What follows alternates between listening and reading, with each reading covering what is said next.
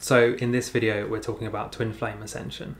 Yes, because being a twin flame is not only about finding the one, it's not only a romantic journey, but it's actually more of a spiritual journey. We are twin flames in union, helping twin flames to union, so make sure to subscribe. Today we will go over the different stages of the twin flame ascension that we have been noticing in our lives and other twin flames, so that you know what to expect and can kind of speed up your ascension, which of course also leads to speeding up a union with your twin flame. So the easiest way of thinking about it is this is before you've reunited or reached union, is that you're kind of like an onion. So you have these different layers of, I guess you could say, programming, astrological, various different things like astrological influences, archetypes, past life imprints, and a bunch of other stuff. They're kind of like layers on this onion.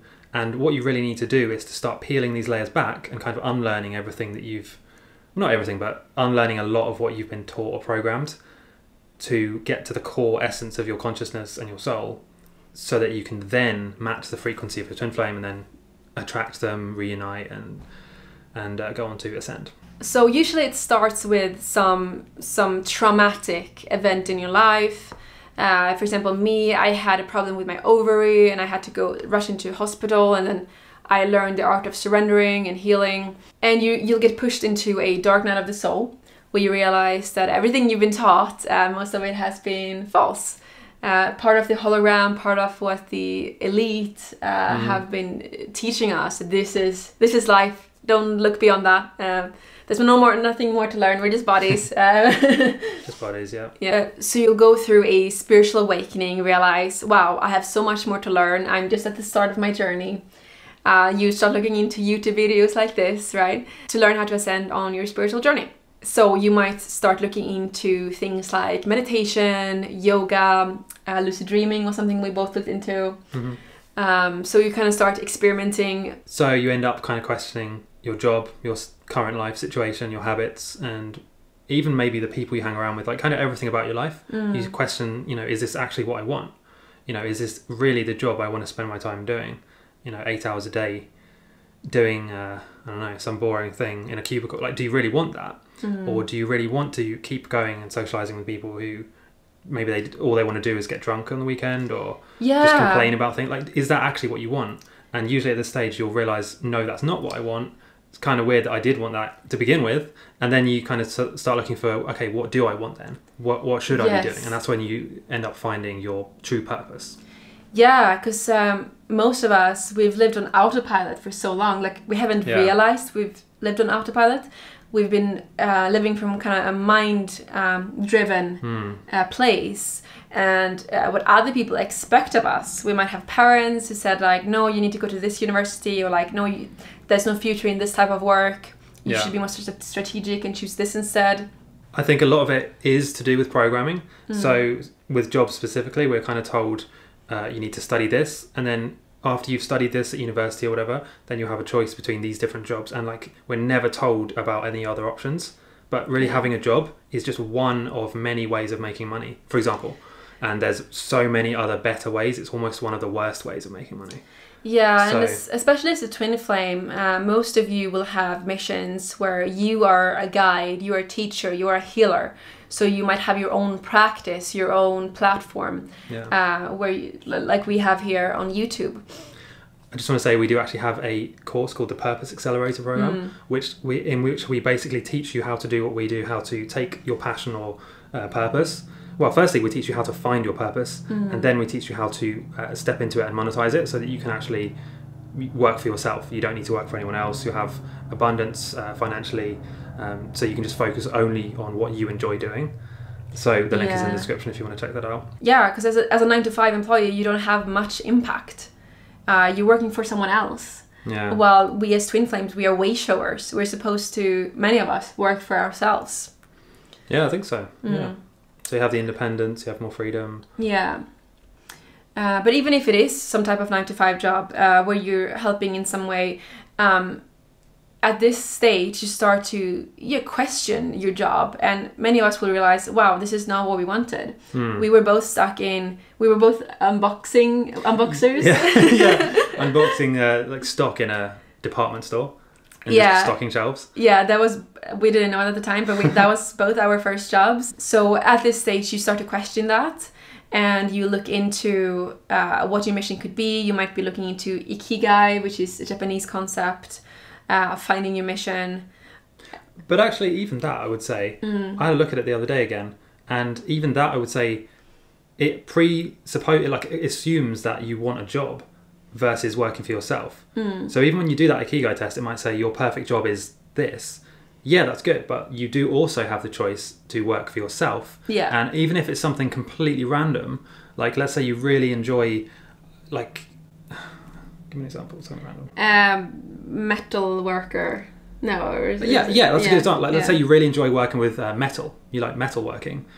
You don't have to get a job as a welding engineer in some car company. You can actually just start a YouTube channel. There's actually a couple of really cool YouTube channels where they just make cool things out of metal. They get millions of views, and they earn far more money than they would have done working as an engineer. So you don't have to get a job doing that thing.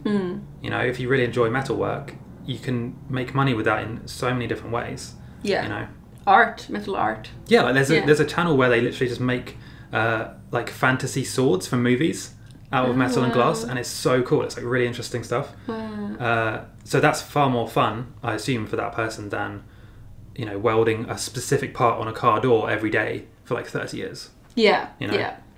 So at this stage, you kind of have a rough idea what you think your mission is or the direction you want to go in, and you start taking baby steps on this road. You might not be already a metal artist with 1 million views on YouTube, but you start taking steps in that direction. I was going to a psychic at the time, like 6 months before meeting Stef, and she said, I will meet my twin flame Stef when I have stepped more into my mission, because at the time I was just having a 9-to-5 job that I absolutely despised. And I started a blog. It wasn't going very well, but I started it. I wrote a few blog posts, and suddenly I get a DM on Instagram from Stef. Yeah, so it doesn't have to be something big. Just take a few baby steps on the path you want to go. So what this will do, as you're shedding the layers of your onion and you're slowly stepping into your mission, is that you will adjust and get to your core frequency. Do we have an onion? No, we don't. We just have frozen onion. Yeah. Your twin flame is the only person, the only soul in the universe who is on the exact same vibration as you. That is why you click so well with the twin flame. But with all these programming and all the traumas from past lifetimes, etc., you get on different frequencies. So eventually you start going towards the same frequency, and that is when the universe can finally bring you two together. Before that, the universe can't do it, because you won't be a vibrational match yet. So then the next step is you actually meet your twin flame. So that's a very exciting step. You get to finally meet your other half, and there will be instant sparks like we talked about before. You will see it in their eyes that this is someone very special. And then after that, since it's such an intense experience, most people will experience some sort of running stage where it will be too much for one or both of the parties. Things will come up, wounds, it can be previous life wounds, triggerings happen, and eventually it will just be too much, and there will be a separation stage. Yes! And this running stage will lead to a dark night of the soul, usually for both parties. So the chaser will feel hurt and maybe start working on themselves, some things they haven't let go of yet that they need to let go of, like some limiting beliefs. And the same with the runner. And this can be conscious or unconscious that they work through these things. And when the most important shedding of the onion has been done, then the twin flames will unite, and now eventually permanently. And it can be a few running stages. We only had one running stage, but some people experience a few. But eventually, the more work you do on yourself, the more open you are to the signs, to the universe, the faster it will go. And the work you do also affects your twin flame, because you are sharing the same energy fields, you have cords. So the more work you do, the faster that will get, and you will reach union finally. Yeah, so then when you actually reunite, or unite I should say, you will then usually step into a joint mission where it's a very similar type of work, very similar, end goal. Maybe you'll even do it together like we're doing, right? Maybe you'll even create your own channel or business or something together, or maybe you'll both go into the same line of work, whatever it is, volunteering with animals or making whatever, Yeah, so we both have spiritual separate channels, and then we have the joint Twin Flame Gates channel. So it could be something similar, but regardless, you will help each other to grow, you will support each other, you will be the biggest cheerleader for the other person, and it's just so valuable to have your twin flame on your, I want to say career journey, what should you say, like mission. For example, my income drastically went up when I met my twin flame, because you're really supporting each other. I got so much support from you, which I'm so grateful for. And yeah, you don't have to go about it alone. And then going back to the onion thing, so the onion will keep shedding, but specifically, I didn't mention this to you before actually, I'm going to say something else. The onion, if you think of the inner layer as the core frequency, and then what you're kind of doing is peeling back the layers of programming to get to the core frequency. That's not the end of the story, because we're human, right? We have an ego. There's programming and all kinds of influences everywhere, like chemical, social, media-based influences, programming, societal. So what happens is the layers sometimes can come back to your subconscious. You can grow other layers, even when you peel them all back. You can actually, without realizing it, get programmed in other ways. So you have to constantly be going back to this, this metaphorical onion, and checking yourself and saying like, have I picked up any programming that shouldn't be there? Any beliefs that aren't supporting me? Anything that's holding me back?